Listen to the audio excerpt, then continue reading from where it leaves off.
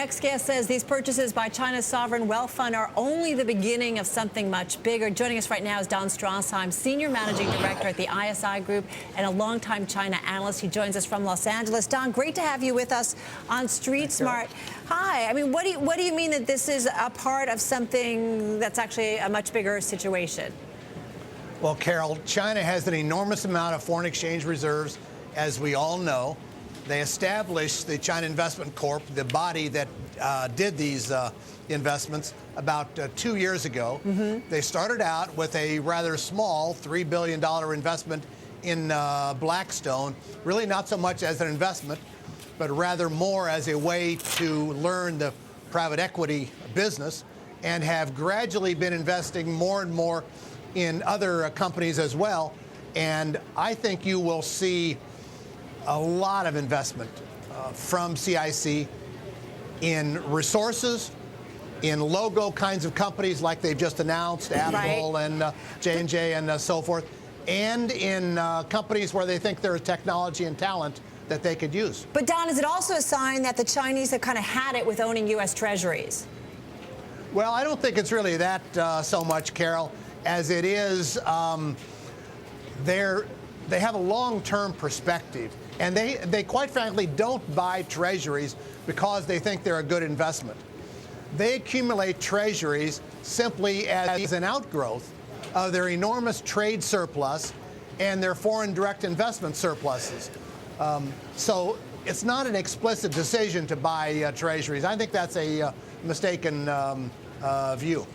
You know, a couple of years ago, Don, there were a lot of reports surfacing just when sovereign wealth funds were starting to take off with these investments that Congress wanted to take a bigger stake in regulation here and maybe stop some of these foreign nationals from investing in technology companies that we considered important to national security, or companies that maybe had a bigger influence on Washington than others. Do you think that has sort of fallen by the wayside here as we need the money?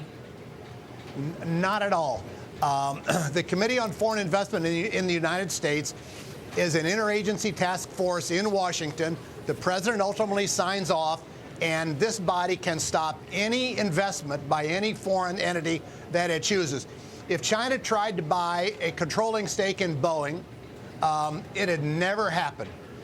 If they tried to buy a controlling stake in some modest-size retail firm, I think Congress would, of course, look, and the administration would look the other way and say, fine. It's a matter of whether or not it is strategic or not, and every country in the world does basically the same thing. Don, let me ask you, I mean, what's the truth? We're trying to separate fact from fiction when it comes to China. There's a lot of headlines, as you know. Jim Chanos has also made some headlines himself. He's talked about the flaws in China. He talks about inflated real estate, irresponsible lending, massive overbuilding, unreliable government data. How much of that is true? Carol, there are plenty of things to criticize about China, believe me. The data's not very good. The government gets involved in everything.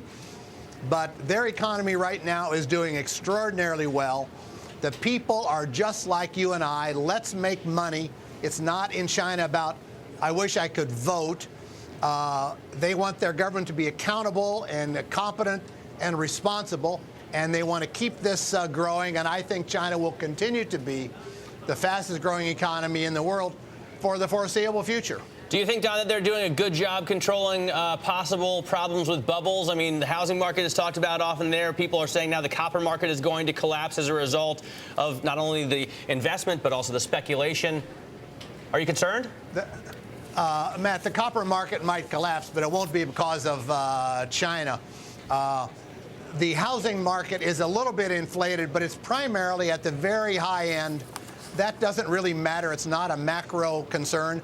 What is of concern in China now is the economy is too hot, inflation is rising and likely headed higher, and they have begun to tighten policy.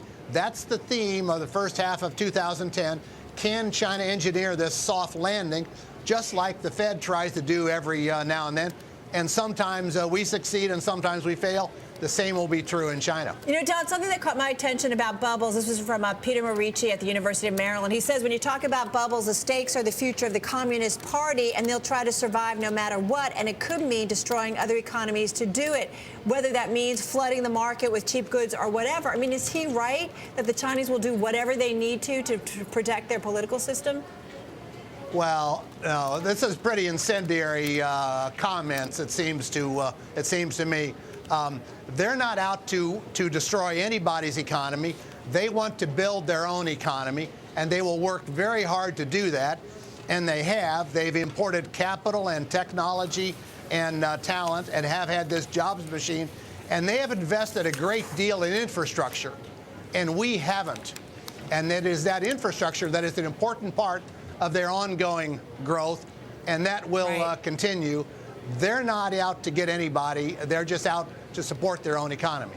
All right, Don, great to get your perspective. We appreciate it. Don Straszheim, Senior Managing Director over at the ISI Group.